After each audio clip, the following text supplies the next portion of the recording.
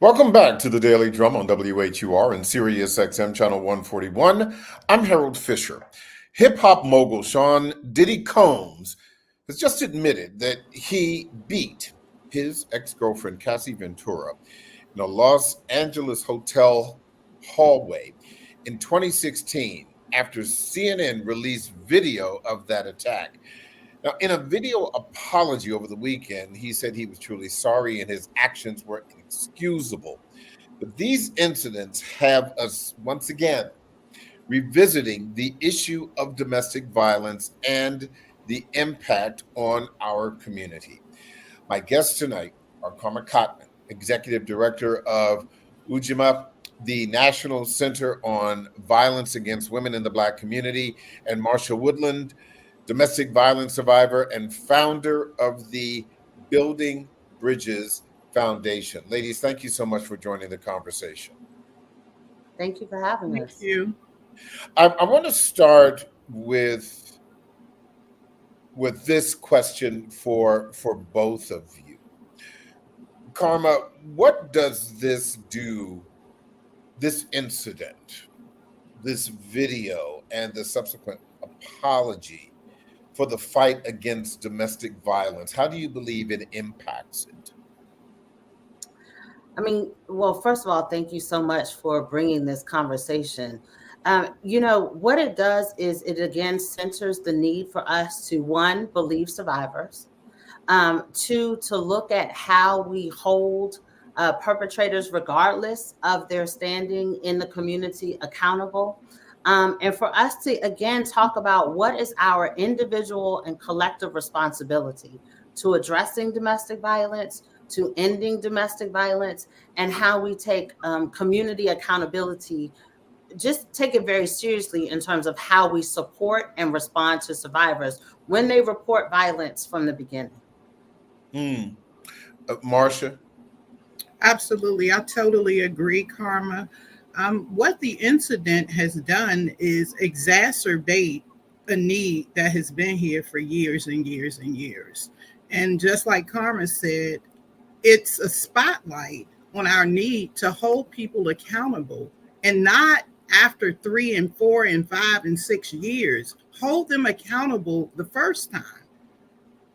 And to that point, in this particular case, in the Cassie Ventura incident, she said in her lawsuit against Sean Combs that this, among other things, happened. He denied it, and now we've seen, the video for survivors and perpetrators.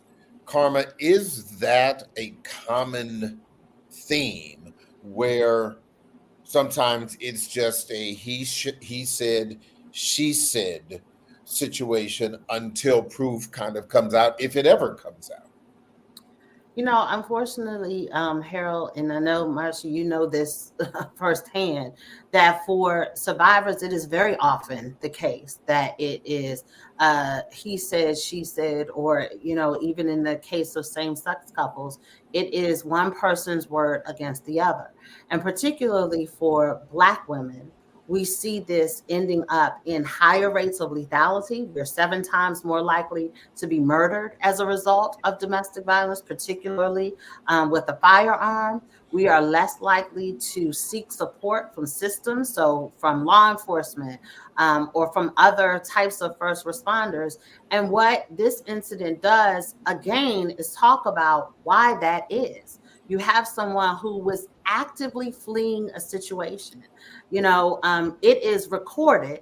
People could have intervened. This videotape resurfaces when we're no longer able to hold him accountable. And we know that because you have the resources to pay the money to keep the evidence silent, then it becomes a case of he said, she said, but also it sends a signal to victims that not only will you not be believed, but when there is the availability of resources to keep your case hidden or to keep the the perpetrator unaccountable, that systems will respond accordingly.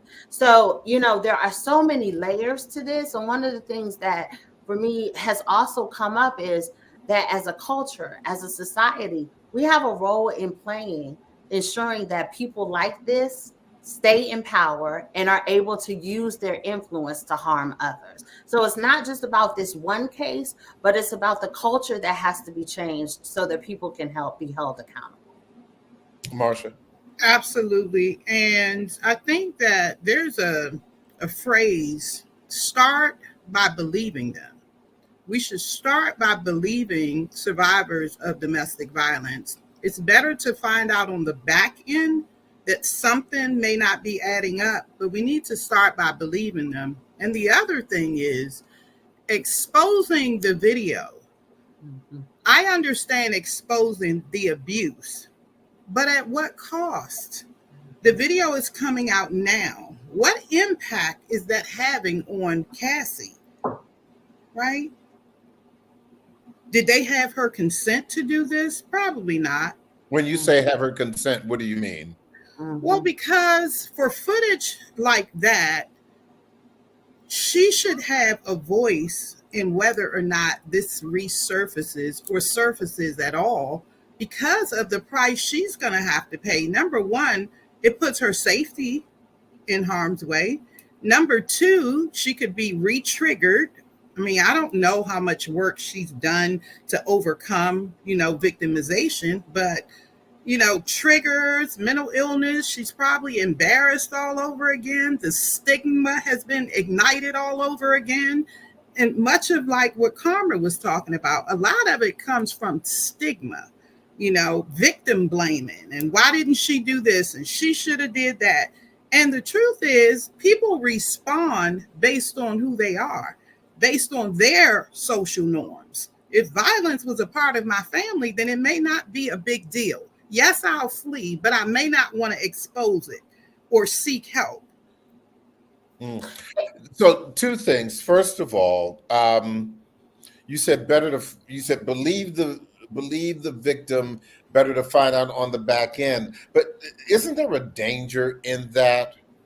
Because first of all, not all victims are women, although the majority of them are.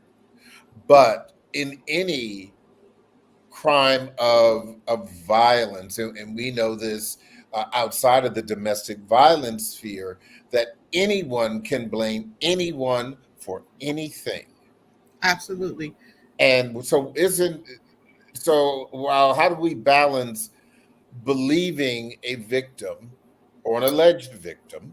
That's a great question. Well, with the reality. Go ahead. Starting by believing is not a rush to judgment. Okay. It's an investigation into the truth. I'm not saying go and lock somebody up because someone alleged domestic violence, but there is a stigma, especially with Black women, as Karma said. And so we pretty much start out trying to prove that we're telling the truth. Mm-hmm. Mm-hmm. Okay. Can I? And the other thing about this, this particular case, and I have so many questions about that, particularly as it relates to some of the things that we have seen on social media. But you mentioned the triggering thing, knowing that triggering as it's defined, having something happen that will be emotionally upsetting based on an experience that you've had. People cannot live in a cave. They can't live in a vacuum. And so with that said, knowing that something can be triggering, how should that be addressed? Because whether it's something that happens with you as a survivor or something that happens with somebody else who has a similar experience, it can be triggering. How can someone prepare for that? Karma. So a couple of things. One, and we actually just posted like 5 steps around this. One is making sure that you don't have to be on. If you're triggered, you don't have to rewatch this video. Do a social media cleanse, step away from it. Make sure that you put yourself first. The second thing is reaching out to make sure that you're aware of, and if you need to be in a support group, you need to talk to family, you need to talk to friends, you need to process it. Sometimes, just getting the emotions out can be helpful. Being able to seek assistance if need be. We posted a couple of Black therapy organizations that are online, so you can find an online therapist to help walk through these things. I mean, for survivors, for many of us, watching this video, watching a person who is escaping, who literally didn't even have her shoes on. That's how in fear she was. She was running barefoot to an elevator. That in itself is triggering. So watching that video over and over again, whether you are a survivor of violence or not, it can be triggering. So at some point we have to turn away from that. And it doesn't mean that we don't care. It doesn't mean that we don't take the necessary steps to advocate for survivors. But it does mean that if this video is triggering to you, then it is okay for you to turn away from it and to seek help and seek assistance. Marsha? Well, I would add to that if the video was going to be released, in an ideal world, she would have known ahead of time. She would have had time to prepare herself and to put some self-care things in place for herself. But more importantly, what about the mom who has children? Right. How do you prepare your children who may be exposed to this on the school bus or in school or in the lunchroom? Did she have time to do that? So two things about that. We do know that CNN had reached out to her. She did initially for a response. I don't know whether it was before or after, but she did not respond. Her lawyer did. But I think secondly, and I think outside of the immediacy of that, and that's a different conversation about how news organizations operate. But I think that when you are talking about children, family members, how do you address that issue? And I'm not talking about high profile people, for example. If you are a domestic violence survivor with children, even if you are able to escape that situation, is that something that you still need to address with your children in an age appropriate way, because it is indeed part of your life? I think so, because as a child who witnessed and experienced violence in my home, there were times when I couldn't help but to internalize it and make it about me. At 5 years old, I was not able to separate myself from what was happening to my mother. Mm-hmm. And so had she had the conversation with me, then perhaps I could have experienced it in a less harmful manner. Mm-hmm.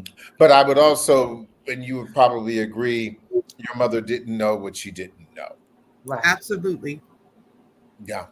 Your thoughts about preparing a child or other family members, Karma, when these kinds of issues come up? I think it's incumbent on all of us to prepare our children, whether we are survivors of violence or not, to prepare our children for what they are going to witness on television, how to be in healthy relationships, the warning signs around domestic violence. And Marsha said it, when you've experienced violence, then, sometimes, and we've seen this in domestic violence situations, that violence becomes normalized. And so we've got to be able to talk to our families and friends around, violence is not a rite of passage for us, especially for Black women, for Black boys, for Black families. We've got to be able to talk to our families around. It is okay for us to be in healthy relationships. It is okay for us to be engaged with each other in healthy manners. And yes, we're going to have conflict, and there are healthy ways to navigate conflict as well. But we've got to have those conversations because, as you said, Harold, we all do better if we know better, right? And so it is really about educating ourselves, educating the next generation so that they don't make the same mistakes or don't walk into the same situations. And I also think that it's important, and what Marsha brought up earlier around the ways in which we're seeing people denigrate Cassie on social media and others, that the role that we play and how we respond to survivors when they do disclose is also educating youth, is also educating survivors around what will happen when they share their truth. And so as much of how we respond in our homes, it's also important how we're responding on social media, how we're responding in public, or how we're responding when a person does talk about their victimization, because that sends as many clues as well. I need to take a break, but don't forget you can hear this and every edition of the Daily Drum Insight segment via podcast on WHUR.com. Now stay with us. The Daily Drum will continue on Sirius XM channel 141. The original Quiet Storm with John Mons is next on WHUR. I'm Harold Fisher. This conversation continues on Sirius XM channel 141 in just a few seconds. Welcome back to the Daily Drum on Sirius XM channel 141. I'm Harold Fisher. We continue our discussion about the video of hip-hop mogul Sean Diddy Combs beating his ex-girlfriend Cassie Ventura in a Los Angeles hallway at a hotel in 2016. And of course, over the past several days, everyone has pretty much seen his mea culpa, an apology for the beating that he originally said did not happen. We continue our conversation with Karma Cotman, Executive Director of UJIMA, the National Center on Violence Against Women in the Black Community, and Marsha Woodland, domestic violence survivor and founder of the Building Bridges Foundation. Joining us now is Dr. Denise McCain, Director of the Prince George's County Family Justice Center. Denise, thank you so much for joining the conversation. Thank you for having me. I do want to go back and get your reaction to a question that I asked Marsha and Karma at the beginning of the conversation. What do you believe these recent incidents, the video, the mea culpa by Sean Combs, what does this do for the fight against domestic violence, if anything at all? Well, I think it's twofold. First and foremost, the acts, what we saw, it was completely deplorable. I think on one hand, it was an example of what it looks like to be a victim of abuse. Moreover, some of the challenges that a victim would face when attempting to leave, because we clearly saw that she was trying to get away from him. And what we also know, generally speaking, is that that is the most dangerous time for a victim when they're attempting to leave these situations. I think on the other hand, it does, in my opinion, highlight the significance of how important it is to be prepared, to understand what the situation is. I mean, I don't know their situation personally, so I'm certainly going to speak in general terms. I'm imagining, and based on what I saw, I venture to say that was not the first time she was assaulted. But I think in most instances, you have to use your instincts, and I'm certainly not blaming her. So let me be clear on that. Would not want to ever blame a victim. But I think we have to look at this for what it is. Clearly, this is about power and control. We know that that's what domestic abuse is about. We also understand that this was a person with power, with a lot of authority, and I think had a sense of privilege, entitlement, and again, felt that he had every right to do what he did. What the takeaway should be for all of us is to understand that this is not acceptable.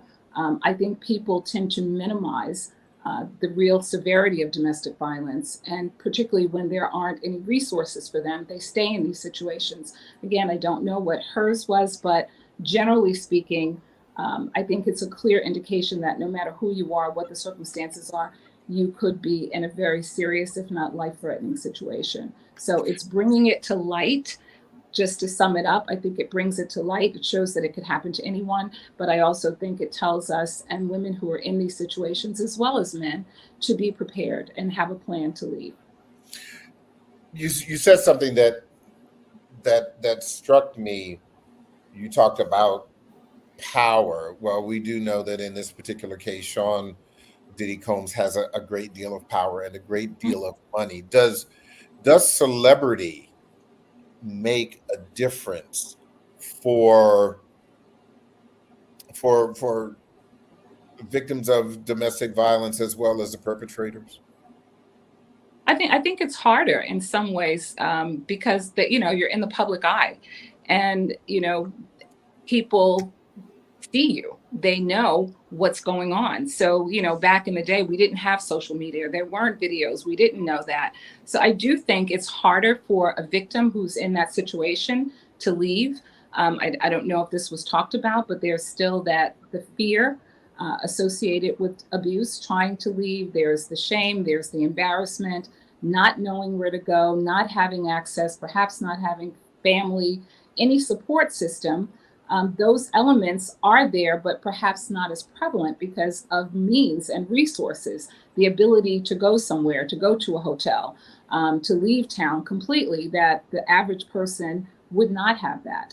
I think that for the perpetrator, I think the problem with that is that, which I think is really one of the issues with Sean Puppy Combs, is that he's someone that young men look up to. And I think that's setting a very bad tone, even though he's come out and apologized. But of course, it's disingenuous. I don't know that anyone believes that he is truly sorry. Had that video not come out, I doubt seriously that we would have heard that confession from him. But what example is he setting? What is he saying about this? And I think that is one of the real concerns I have, is really looking at some of the root causes of violence in general, the objectification and the denigration of women, particularly in the media, this rape culture. These are things that really perpetuate the violence. And when you're in the light, when you are someone that has public notoriety, you are either condoning that, and in this case, clearly saying that this is acceptable behavior. So I do find that very problematic. Marsha, I'll start with you, but I want everyone to react to this because this kind of goes back to what Denise just shared with us. One of the things that we've seen over the past several days after the video was released, the video of this horrific assault, is that on social media, we have seen mostly men, but some women as well, who have asked, why did she not leave? Why did she stay with him for so long? It is a complicated question, even for people who are not famous, but even more complicated because of this situation. How do you explain, Marsha, to people who never seen domestic violence in their families, are not perpetrators, and they're looking at this situation from the outside and saying, terrible, terrible, terrible, she should have left? Yes. So we know that domestic violence is a complex phenomenon, number one. Number two, victimization is an individual, experience. And so we often say, why doesn't she just leave? Mm-hmm. Well, we also know that leaving is the most dangerous time, as Denise said. Also, you have to look at the person, right? If violence was a part of my life growing up and it was normalized, right, then I may not respond with someone else who doesn't have as many risk factors as I have. We don't know what her social supports look like. We don't know what her experience with systemic victimization, because nobody talks about that. And we don't know if she ever sought help for this particular issue. But it's not just about leaving. Leave and do what? What about the aftermath of leaving? That can be as traumatic, if not even more traumatic, than the actual violence. Karma? I echo what Marsha said, and I think it can't be said enough that leaving is the most dangerous time for a survivor. And I think we saw that in this video again, where someone is in the active mode of fleeing, and they're caught and she is harmed. So, I think that has to be underscored, and people have to understand that when people have the option to leave, they leave. But that is also the time that women are murdered the most. So there's that. There's what Marsha said in terms of leave and do what and go where. And in this instance, when you do leave and you do tell and you're not believed.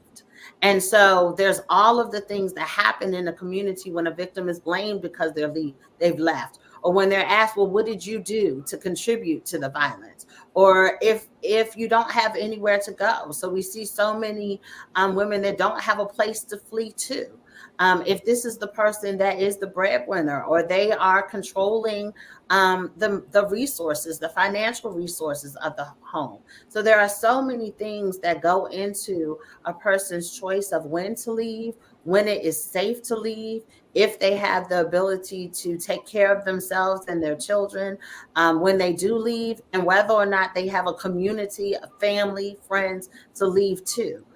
Because what we've seen overwhelmingly, and what you said, Harold, is that we've seen an outpouring of folks who have said, who didn't believe before there was a video. And then once there was a video, so you have physical evidence, they're still blaming the victim.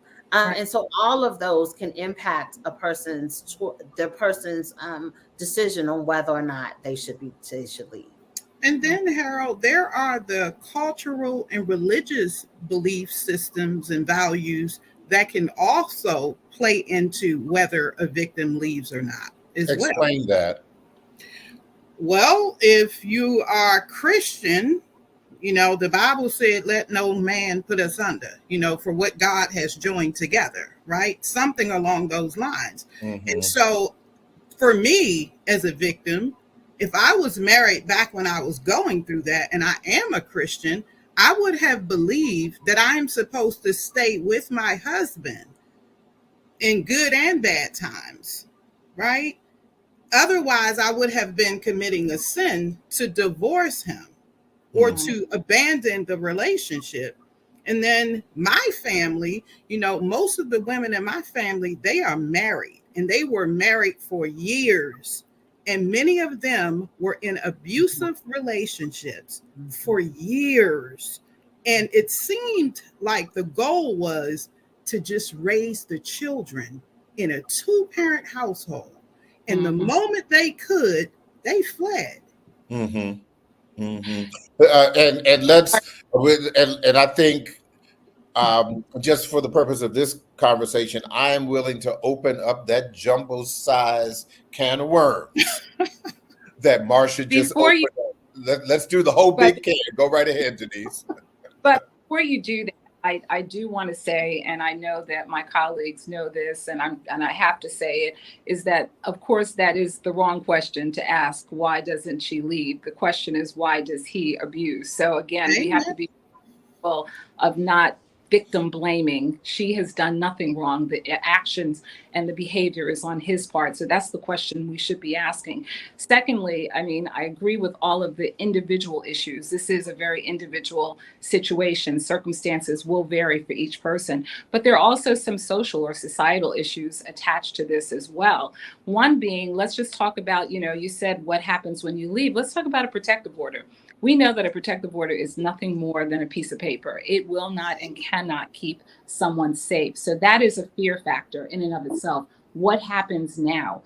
In addition to that, let's talk about law enforcement. Sometimes law enforcement do not respond appropriately, that can make or break a situation. If an officer comes to a scene, does not give the individual, the victim in this case, the level of respect, credibility, taking into account because they may not see or it may not appear that this has been an abusive situation. We know that perpetrators can be very, very cunning. They can flip it real quick and make it look like she caused him to do something or that she was the perpetrator. Those are factors that really impact a decision to leave. And then I will also say accountability. We have seen, and the Family Justice Center is a part of the court. We have seen too many cases where abusers are not being held accountable. So I think we have to also look at laws and making sure that they are punitive, that they do what they're intended to do, which is to stop behavior and to protect those individuals. So I see it as twofold as well. That's an amazing point, Denise, because when I was working at the police department, just the wrong word, just one word in a report could reduce the person's credibility, the survivor's credibility. And so the police department is a key role in how this goes for a survivor. And think this person is also traumatized. They're, upset. They may not remember. They may not present well as a witness, which does so impede their credibility. So these are all factors that do really play into what happens and some of the variable factors why a person would stay in a situation. And sometimes they say it's better to stay with what you know than to deal with what you don't know. So back to the can of worms. And Karma, I'll start with you because all three of you ladies are working in a space that deals directly with this issue in one form or another. But outside of those who are working in this space, advocates and the like, how should this issue be addressed, Karma, in the community? Marcia just spoke about the church, for example. Do you believe that the Black church is addressing this issue appropriately? Why or why not? How should it? I think that the Black church has a ways to go. I think that, particularly because the Black church is a powerful mode of communication for so many of us. It is also a place where cultural norms exist. And so when we think about the importance of the Black church speaking on domestic violence, and one of the things that the Black church has to do is talk about myths as it relates to relationships. So when we think about scripture, oftentimes people are quoting scripture, but they're not quoting the entire scripture. And so scripture doesn't just say you stay in a relationship. It does also say that you're supposed to treat your partner as you treat the church. And so that means in reverence, right? And so we've got to be able to talk about the scripture as a whole. We can't be afraid to talk about domestic violence from the pulpit, right? And that does mean that we're going to be holding some people of power in the system, so in the church, accountable. So there's a lot that goes into not just in the church, we talked about in law enforcement. So we're talking about systems that have a level of bias, whether it's law enforcement, whether it's the courts, etc., when we're talking about how they engage the Black community. So if I don't trust calling the police on a regular day, I'm not going to trust calling the police when there's been a violent incident.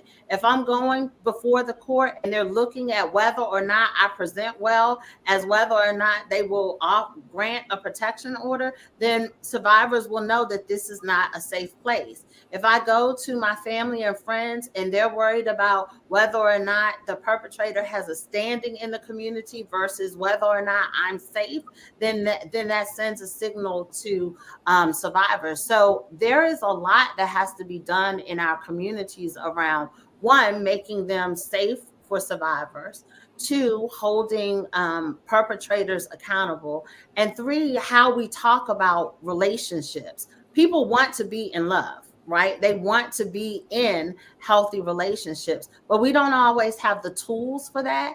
And we don't always talk about how we navigate relationships in a healthy way. We don't talk about the signals around domestic violence. And so being able to be educated as community, having real conversations about what it means for us to be in healthy relationships, talking about how we engage in relationships is important.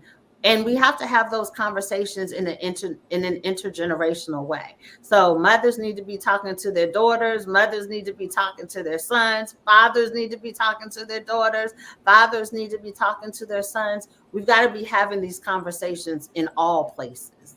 Denise, to that point, the Prince George's County Family Justice Center, obviously a well-resourced organization that works in this space, not just to inform, but to support people who need your services.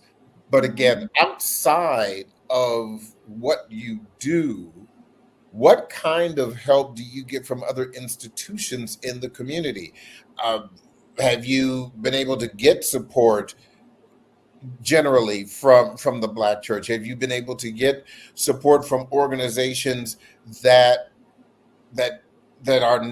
find that this is not their wheelhouse, but perhaps may have a constituency that needs to hear about this? Yeah, I must say, and I think we all know that Prince George's County probably has like a church on every other corner. So we heavily denominated community. And I've been around for quite some time, and I can say that I've seen a real shift in terms of an awareness and a willingness to become educated and to be informed. At one time, it was totally taboo, would not be discussed in a church. You'd never hear anyone from the pulpit even murmur the word domestic abuse. I do find, as we've been getting several requests from churches that want us to come in and do training. I've done several speaking engagement at women's conferences where the pastor of the church has sat in and said this is something that he's really interested in, wants to do more. I do think there's a change because the level of awareness has increased. And there's an understanding that the women, the men that are sitting right there in their churches are suffering in silence and that they need help. Many of them would much prefer going to their clergy, to their church, to their pastor to get help than to come to a family justice center. So they do understand that they have to become educated, which is what we encourage. I don't want pastors, anyone in the ministry to think that they can handle addressing or supporting a survivor if they've not been appropriately trained, because in that effort, even attempting to do good can say things that can be very detrimental and harmful. So I think to answer your question, generally, I have seen a change, and I do think that churches are starting to come along. We get a great deal of support from them, and I'm optimistic in that realm. I'm very optimistic. Yeah, I think that goes back to what Marcia was saying earlier, which was even the most well-meaning member of the clergy, while they may have the spiritual foundation, they may have the spiritual education, but domestic violence is a very complex issue, not just as related to physical, but there's financial abuse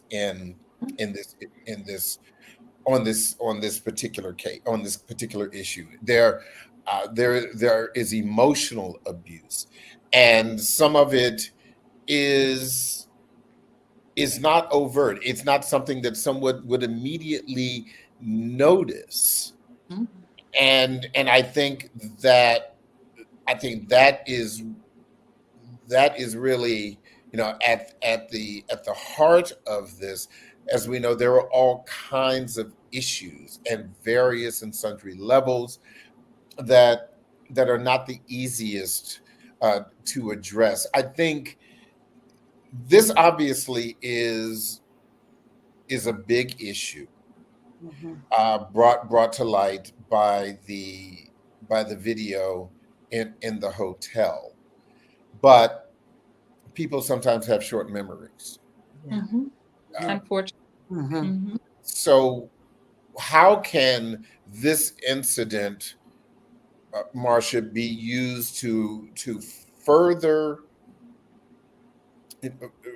further this, to kind of keep it, in the forefront, without it being, uh, so to speak,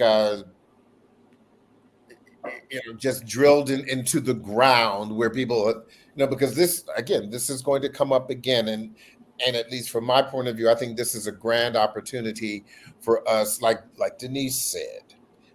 It's not about whether she should or should not, or could or could not leave, but why these issues continue to happen. Perpetrators. Exactly. So we know that the public exposure, it could be a catalyst for real change. It's a conversation starter. What my fear is that this is trending right now, and then Right. we'll be back to business as usual, next week. We need to raise awareness. We need to educate more, because Denise said it. Cassie did nothing wrong. And the fact that people still victim blame even today says a lot about how far we have come, but more importantly, how far we have to go. And Harold, I want to circle back on the cultural and religious beliefs. Hmm. Anytime I have a platform to speak at a Christian institution or religious institution, I let them know that my vision and my hope is that the day will come when leaders of these institutions understand and know that placing some time in education and awareness and training on domestic violence, it does not diminish your faith. It does not diminish your love for God in any way. If anything, you'll be showing that, number one, we will not support or tolerate domestic violence in our congregation, regardless of how much you tithe, regardless of what your title is, and regardless of who you are. And it's just that simple. Zero tolerance for domestic violence. But Hmm. Marcia, in the church, one of the things that I found to be the problem was the denial. The fact that they did not think that it was happening in their church. Like, that's those people, but we're all good Bible toting Christians in here. We don't have any of that behavior. So that was also a roadblock to having that conversation, because they just did not believe that it existed. I can tell you, we've had first ladies, we've had deaconess that are coming into the Family Justice Center seeking help because they are being victimized. So I think that was a hurdle that had to be overcome, which, to your point, they are beginning to recognize that. And it does start with leaders. It does start with the pastor, who has to be willing to step up and recognize it and say, we will not tolerate this. This is not what it means to be a man. That is not what God intended when he said, wives, love your husbands, or to be submissive. Because, to your point, the rest of that was that the men are supposed to love their wives like God loved the church. They always leave that part out, right? So I definitely think Absolutely. there's a place for it. Ladies, And I, I am out of time, but before I go, real quick, I'd like for each of you to share a resource for those who may be experiencing some kind of domestic violence, or a phone number, or a website. Denise, I'll start with you real quick, please. Sure. The Family Justice Center, 301-780-8008. We are pgcfamilyjusticecenter.org. We are there Monday through Saturday. We now have extended hours Thursday evening, Friday evening, and 12 hours on Saturday from 10 a.m. to 10 p.m. Also, we do chat intake. So we're there, available and ready to help. Karma. Karma. sure. We are available. Sure. We are available at ujimacommunity.org. So we're online. We have resources and a resource guide for local organizations across the country who are available 24/7 to provide resources. So again, that's ujimacommunity.org. And Marcia, real quick. Yes, Building Bridges, the number 4, letter U.org, and dcsafe.gov. Wonderful. Ladies, thank you so very, very much for sharing in this important conversation. Unfortunately, I'm sure that we will be back to talk about it again as incidents and information warrants, but I appreciate the work that you all are doing. Yes, thank you. That is the Daily Drum. That is the Daily Drum for this Monday, May 20th. I'm Harold Fisher.